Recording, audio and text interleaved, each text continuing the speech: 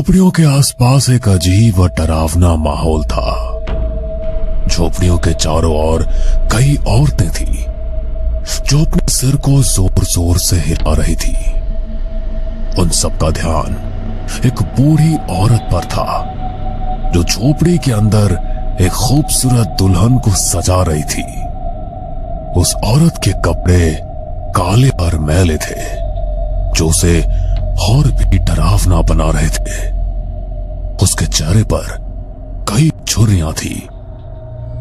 तभी बूढ़ी औरत ने एक कटोरा जो नीचे रखा था जिसमें खून भरा हुआ था, बूढ़ी औरत ने अपने अंगूठे को कटोरे में डुबोया और फिर उसे दुल्हन के माथे पर तिलक लगाया। तभी झोपड़ी के बाहर अचानक एक तेज रोशनी चमकी जिसने पूरे माहौल को खौफनाक कर दिया। उस चमक के साथ ही एक काली आकृति प्रकट हुई। यह आकृति 6 फुट लंबी, विशाल और शैतान जैसी दिखने वाली थी।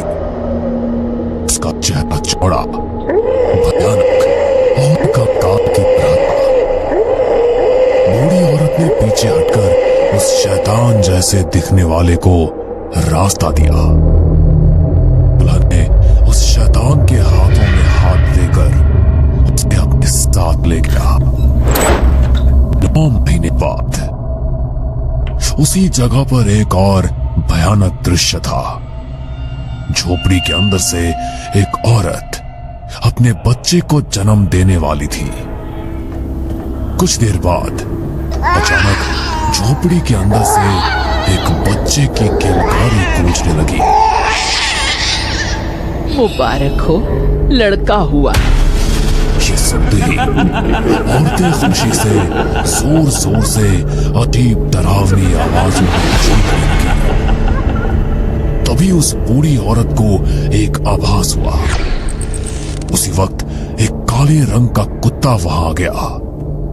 उसकी आंखें पूरी तरह से लाल थी और उसमें एक अजीब सी चमक भी थी।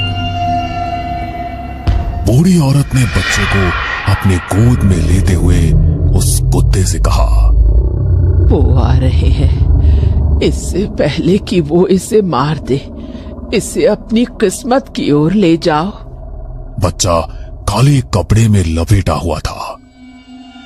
उस बच्चे के हाथ पर एक इंसानी खोपड़ी जैसा निशान था जो अंधेरे में चमक रहा था। उस कुत्ते ने बिना अपने दांतों को बच्चे को चुभाए बच्चे को पकड़ा और वहां से जंगल में भाग गया।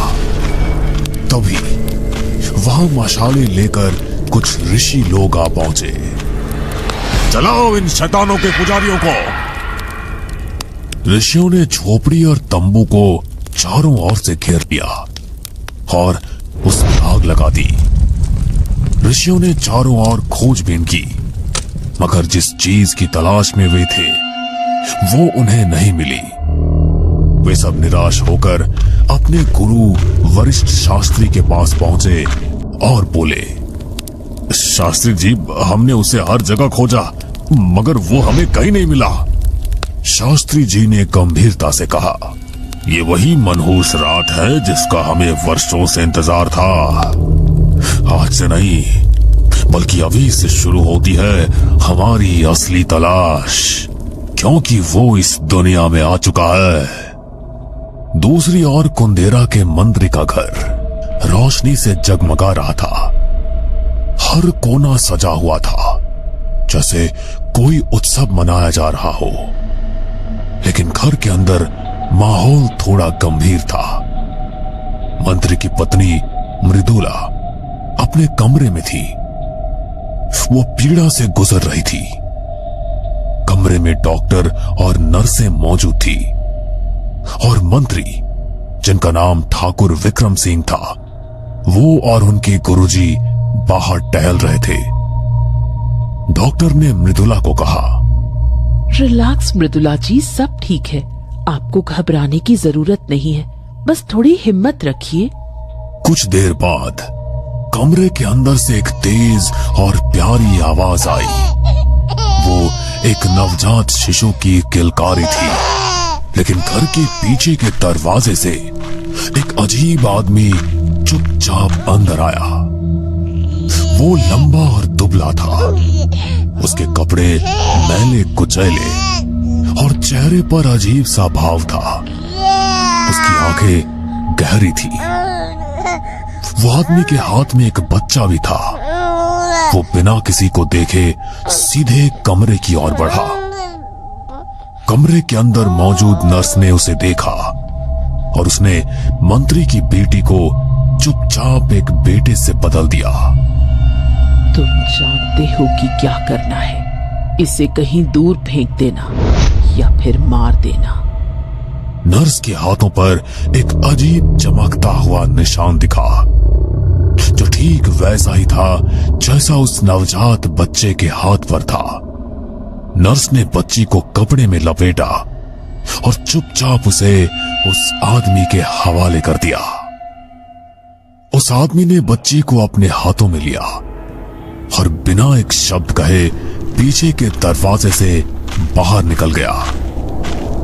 थोड़ी देर बाद नर्स ने अपने चेहरे पर एक अजीब मुस्कान के साथ कमरे से बाहर आकर मंत्री ठाकुर विक्रम सिंह से कहा, मंत्री जी बधाई हो, आपके घर बेटे का जन्म हुआ है। माँ और बच्चा दोनों स्वस्थ हैं। मंत्री ठाकुर विक्रम सिंह ने राहत की सांस ली और खुशी से नर्स का धन्यवाद किया। वो आदमी बच्ची को लेकर घने जंगल में पहुंचा। उस आदमी ने बच्चे को एक बड़े पत्थर पर रखा और अपनी कुल्हाड़ी से उसे मार दिया।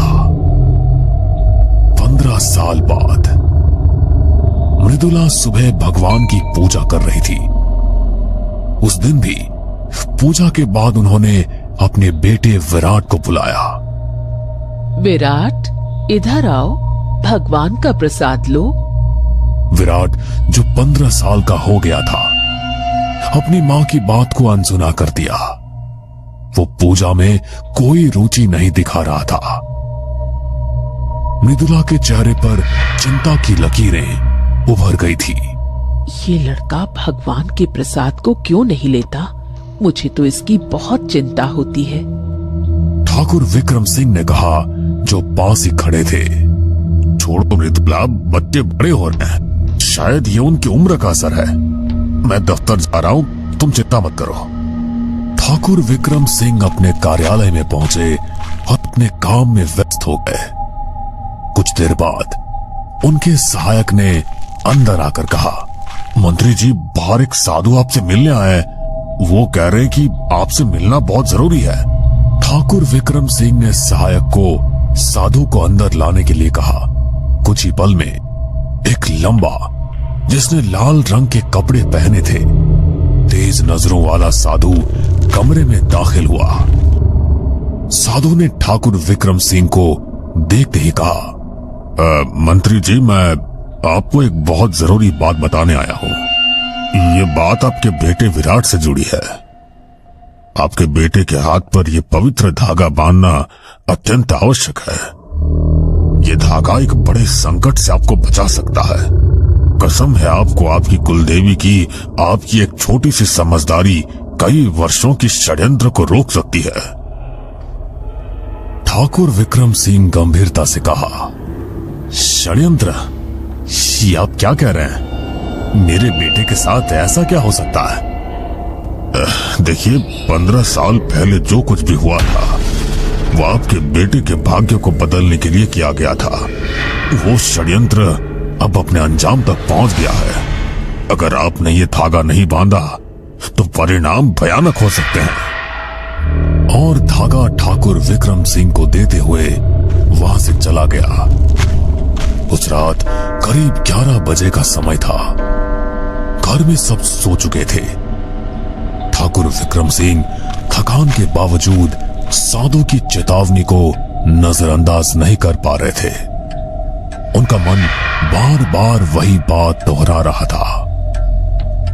ठाकुर विक्रम सिंह ने चुपचाप विराट के कमरे की ओर कदम बढ़ाए। कमरे में हल्का अंधेरा था, विराट गहरी नींद में सो रहा था। क्या सच में मेरे बेटे के साथ कुछ गलत हो सकता है? ठाकुर विक्रम सिंह ने खुद से पूछा। ठाकुर विक्रम सिंह ने धीरे धीरे विराट की कलाई उठाई और उस पर साधु द्वारा दिया गया धागा बांधने लगे। जैसे ही धागा कलाई पर कसकर बांधा, अचानक एक अजीब सी चमक फैल गई। ठाकुर विक्रम सिंह ने देखा कि धागा गर्म होकर जल गया। इससे पहले कि वो कुछ समझ पाते, विराट की नींद टूट गई। वो चौंक कर उठ बैठा। बाबा, आप यहाँ इतनी रात को? विराट ने अपनी कलाई की ओर देखा और उसकी आंखें चौड़ी हो गई। ये कैसे हुआ? मेरी कलाई कैसे जल गई? ठाकुर विक्रम सिंह ने घबराते हुए पूछा। बेटा, क्या तुम्हें दर्द हो रहा है? विराट ने अपनी कलाई को छूते हुए कहा। नहीं बाबा। ठाकुर विक्रम सिंह ने उसे शांत करते हुए कहा, बेटा तुम चिंता मत करो, सब ठीक है, तुम सो जाओ। विराट दोबारा सो गया, लेकिन ठाकुर विक्रम सिंह का मन अशांत था। वो कमरे से बाहर जाने के लिए मुड़ गया, लेकिन जैसे ही उसने विराट के बिस्तर की ओर देखा, उसकी सांसें थम गई। ठाकुर विक्रम सिंह ने देखा कि विराट के बिस्तर के पीछे की दीवार पर एक बड़ी परछाई दिखाई दे रही थी। उसके दोनों हाथ खुले हुए थे, मानो किसी को पकड़ने के लिए तैयार हो। ठाकुर विक्रम सिंह का शरीर ठंडा पड़ गया और उसके पैर कांपने लगे। ये क्या हो सकता है? उसने खुद से पूछा। डर के मारे वो तुरंत कमरे से बाहर भागा और अपनी पत्नी मृदुला को जगाया। मृदुला, जल्दी चलो, विराट के कमरे में कुछ है, कोई साया है।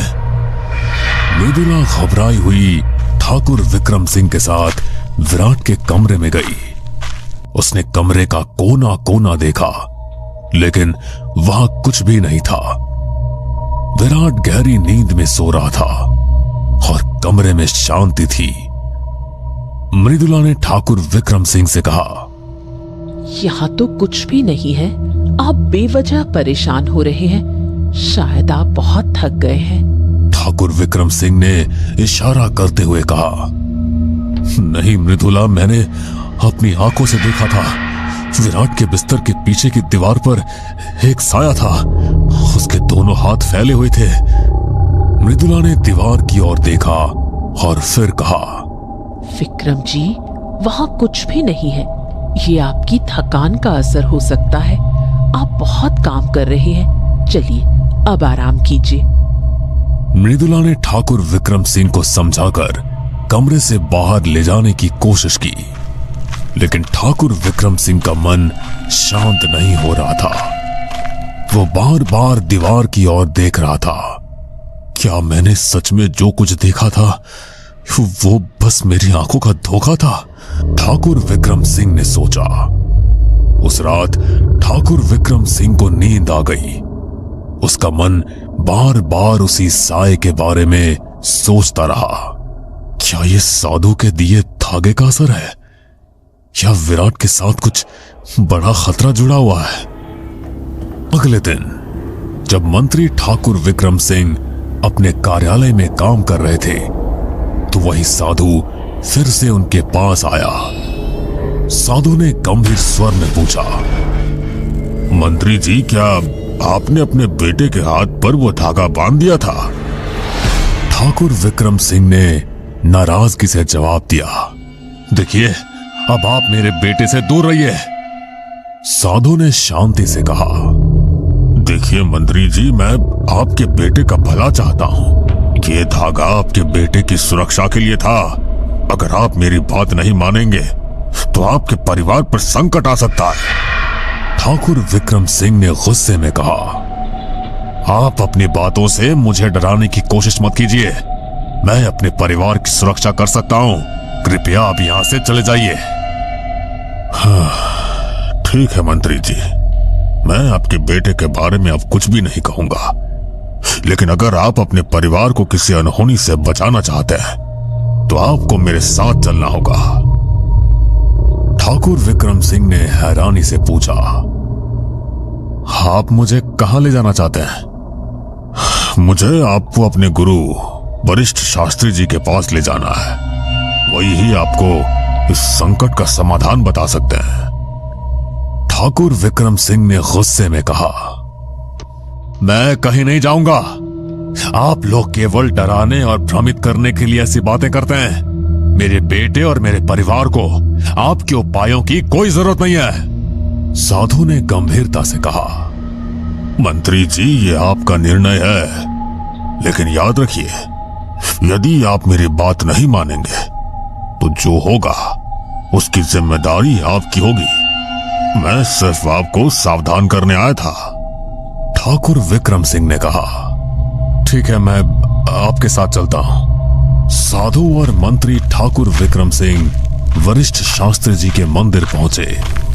शास्त्री जी ने ठाकुर विक्रम सिंह को देखकर कहा, आ गए आप मंत्री जी। अब समय आ गया है कि आप सच्चाई जाने। ठाकुर विक्रम सिंह ने चिंतित स्वर में पूछा, कहिए, आप मुझसे क्या कहना चाहते हैं? वरिष्ठ शास्त्री जी ने गंभीरता से कहा, जो मैं बताने वाला हूं उसे सुनने की हिम्मत रखनी होगी। यदि आप तैयार हैं तो मेरे साथ चलिए। वरिष्ठ शास्त्री जी ठाकुर विक्रम सिंह को मंदिर के अंदर एक गुफा की ओर ले गए। गुफा का वातावरण रहस्यमय था। दीवारों पर प्राचीन चित्र बने हुए थे। गुफा के बीच में एक बड़ी पुस्तक रखी हुई थी। शास्त्री जी ने पुस्तक की ओर इशारा करते हुए कहा, यह हमारे पूर्वजों की आखिरी निशानी है। इसमें भविष्य में आने वाले हर संकट का वर्णन विस्तार से किया गया है। ठाकुर विक्रम सिंह ने हैरानी से पूछा, ये कैसी पुस्तक है और इसका मेरे बेटे से क्या संबंध है? आपके बेटे से इसका गहरा संबंध है। पहले मैं आपको एक और चीज दिखाना चाहता हूं। शास्त्री जी गुफा की एक दीवार की ओर बढ़े।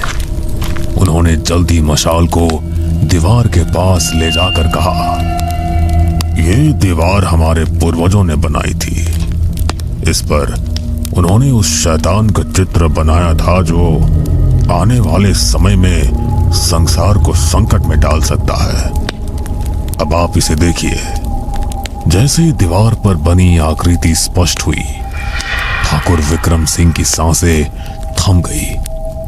दीवार पर निकाली गई तस्वीर किसी और की नहीं बल्कि उनके बेटे विराट की थी।